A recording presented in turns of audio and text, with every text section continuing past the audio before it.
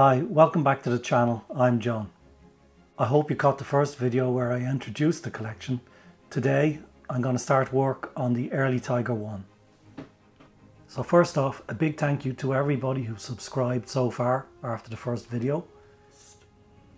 So let's just have a look at where we are with the Tiger one at the moment. So here we are at the deck of the early Tiger. These are the attachments I've made for the tow ropes for clamping them down. Also at the front end. And I've fitted tow ropes and cleaning rods just to get an idea of the place and make sure everything fits. These were the original holes from the kit. They seem to work fine. I don't know what either of these holes are for. I don't know if they serve any purpose. So next thing will be to get these fitted in place. And also at the front. I've drilled by locating holes here for these parts. And these are threaded for M3.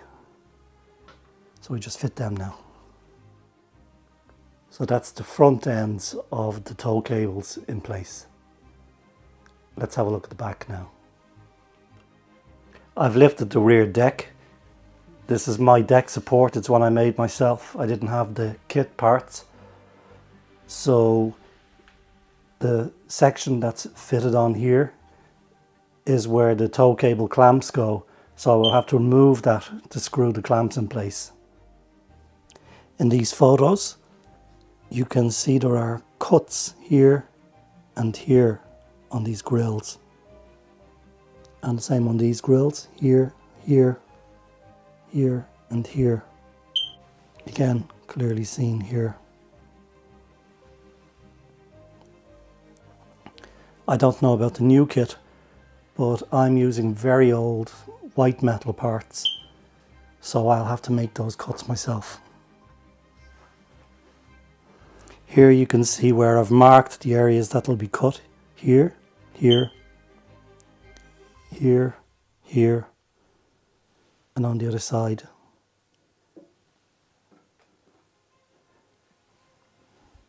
Note the positions of the cuts. And on the rear grills, here, here, here, and here. I'll probably cut them on the milling machine. You could do it just as easily with a Dremel or a saw, but let's get that done next. In the meantime, there are quite a few holes around that I don't see any point for.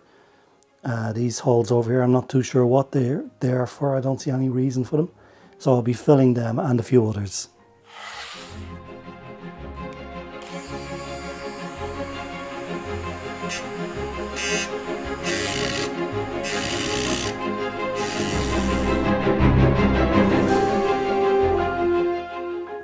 I've made a rough cut here at each of the points that I want to cut, and next I'll tidy them up a bit with one of these grinding attachments.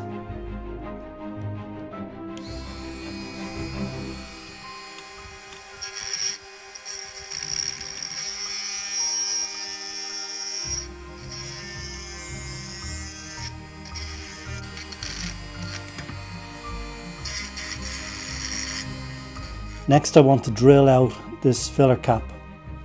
It's not like the newer kits where you have a separate brass machine filler cap. This is just moulded in.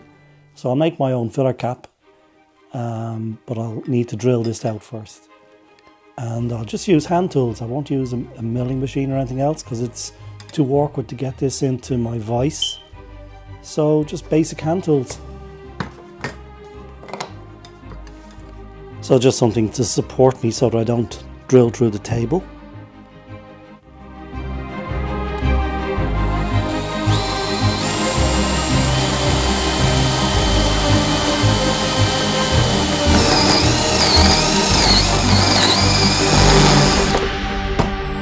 These are stepper drills.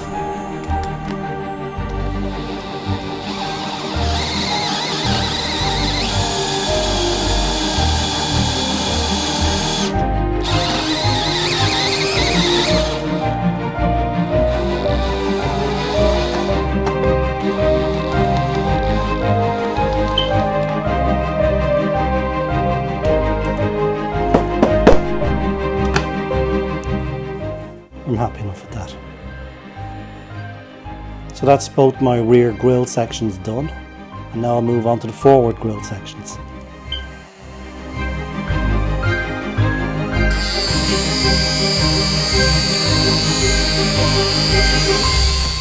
So here's my new forward grille. I've ground out this part same way as I did for the rear, and I've taken some of the very sharp edges off here. They're really sharp on the casting, and made the cuts here. I'll trim them off a little bit more.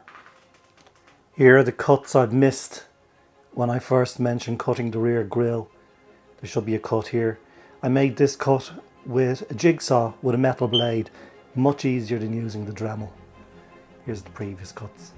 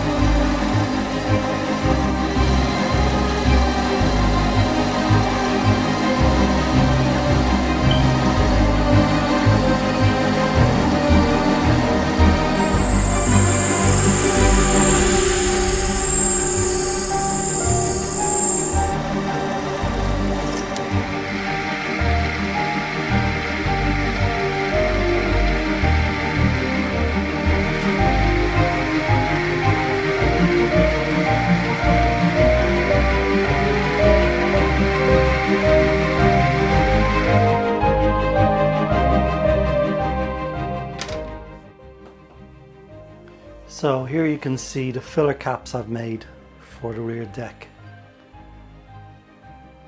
They just pop, they don't screw in, they just pop in.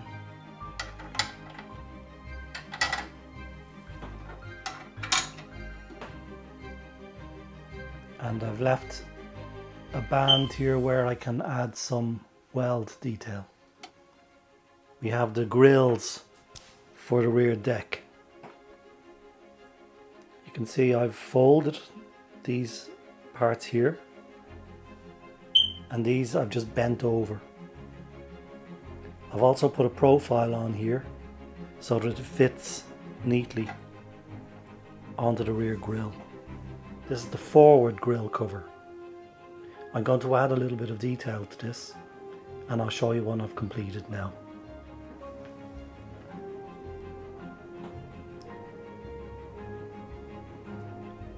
Some photos I've seen show the rear grille cover with a finer mesh underneath. I'll put a photograph up of that.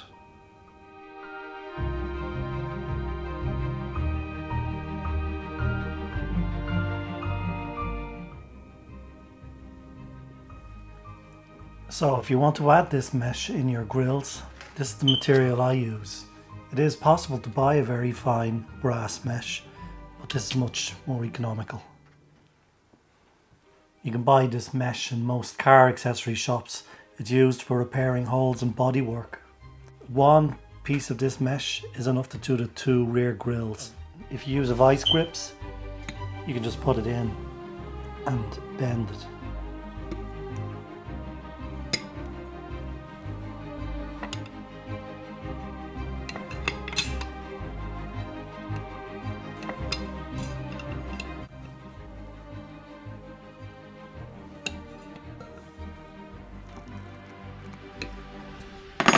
So I've bent over the edges. Next I'll need to cut the mesh to fit.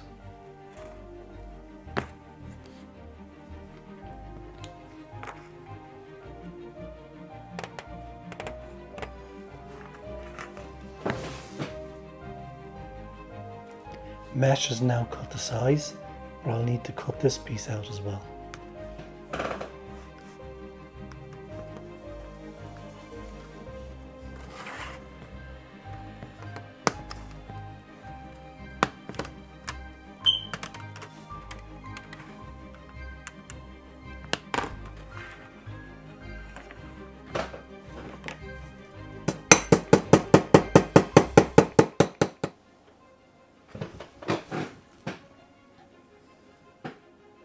Once everything's painted, the mesh grills can be held in place with some copper wire to attach them to the grills underneath. I think in reality they were either wired on or maybe a weld. They weren't screwed on. I've added the 4 locking points for the rear engine hatch. I found some screws from a children's playhouse project, which just happened to have the square at the top. I don't know what these screws are called, but they were perfect for this. The locations of the screws are 100mm down from the back of the hatch and 10mm out, and the top screws find the center line, and it was, I think, 58mm out this way and then 12 in. Let's start applying some weld lines. This is milliput. I've kneaded it out really well. I'm going to be putting it around filler cap.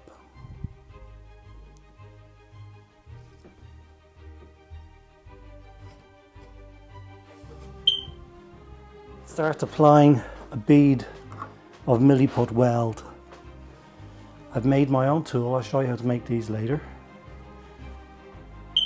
And I put a thin bead around here already.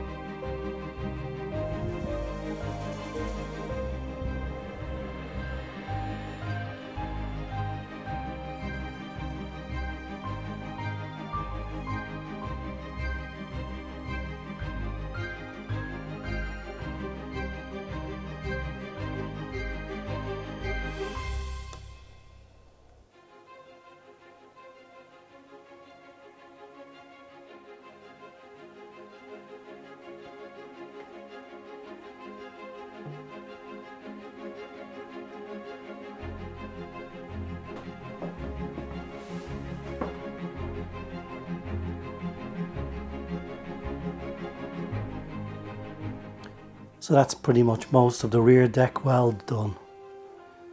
And this is the tool I use to make it. It's just a couple of pieces of tubing. I think that's 4mm and 5mm tubing. There's a profile there, that's the shape you need to put. So you can just put that profile on with a grinder or a file. It's on this one as well. I make different sizes because I might have different large welds, small welds. So for welds around the main hull, this big one would be good. But this one was fine for doing this. Keep some water and moisten the tip occasionally. The water seems to help the milliput adhere better. So I'd give that at least 24 hours, maybe 48 hours before touching it. And the final item I'm going to show you in this video, how to apply cast numbers, the casting numbers for the parts. These appear on various parts of the vehicle. There's one here, there's another one here. This is the product I use. They're usually used by people working on model railways. They come in all different sizes. It's just plastic lettering. So you get the letters, numbers, and you just take off the numbers you want and dab with super glue and put them where you want and then paint over them, and they're perfect. The Tiger has them various places, on the back deck, on the drive sprockets, on the armoured covers, on the exhausts. There's quite a few of them around. Some of the components supplied by other makers already include the casting numbers in the parts themselves. These are the Armortek's. These are the Armortek's track hangers, and you can see the numbers are already cast into them. It's the same with the bump stops that were produced by Steve Winston. But it's nice to add your own wherever you can find them. Even sometimes you might never see them. You can see I've added another one of my filler caps here. This will be a good location for a filler for the smoker unit. And under here I've drilled out. This will be a good location for a charging socket. You can see I've also added some weld lines along the main deck and around the front fittings.